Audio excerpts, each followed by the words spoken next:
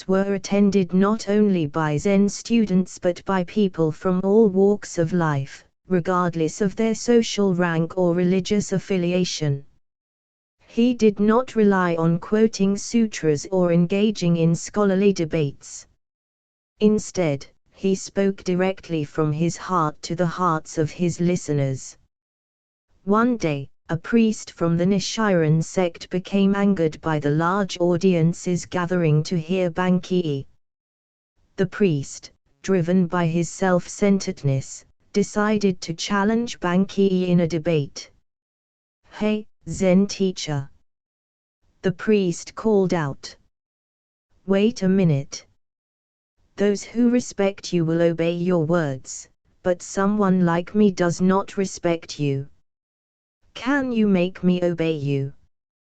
Bankei, unperturbed, responded calmly, "Come up beside me, and I will show you." Proudly, the priest pushed his way through the crowd and stood beside Bankei.